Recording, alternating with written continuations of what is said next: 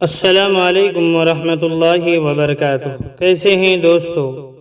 امید ہے کہ آپ حضرات خیر و عافیت سے ہوں گے۔ عزیز دوستو، آج میں آپ حضرات کی خدمت میں عطا اللہ شاہ بخاری کے بارے میں چند باتیں پیش کر رہا ہوں کہ عطا اللہ شاہ بخاری ایک بہت بڑے آدمی تھے۔ حضرت عطا اللہ شاہ بخاری بہت بڑے ادیب تھے۔ حضرت عطا اللہ شاہ بخاری شاعر تھے۔ حضرت بہت بڑے خطیب تھے۔ حضرت عطا اللہ شاہ بخاری بہت بڑے مناظر تھے، اور حضرت کی زبان میں اللہ نے بہت بڑی تاثیر رکھی تھی۔ حضرت بہت ذہین تھے، بہت حاضر جواب تھے۔ ایک مرتبہ ایک مرزائی نے حضرت عطا اللہ شاہ بخاری سے کہنے لگا کہ ہمارے نبی کا نام تو قرآن میں موجود ہے۔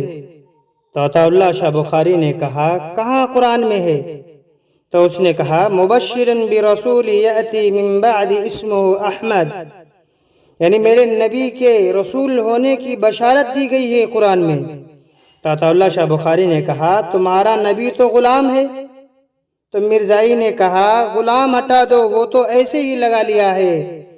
تو عطا اللہ شاہ بخاری نے کہا، تو وہ نبی ہو ہی نہیں سکتے ہیں، کیونکہ میں نے ان کو نبی بنایا ہی نہیں ہے، میں نے ان کو نبوت ہی نہیں دی، کیوں؟ میں اللہ ہوں۔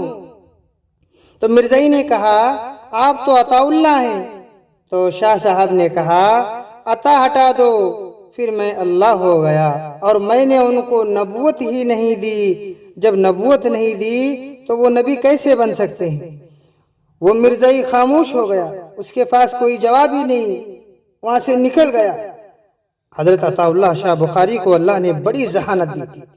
عزیز دوستو، اگر ہماری ویڈیو اچھی لگے تو سبسکرائب ضرور کریں اور بیل آئیکن کو ضرور دبا دیں، جس سے کہ میری ویڈیو آپ تک جلد پہنچ سکے۔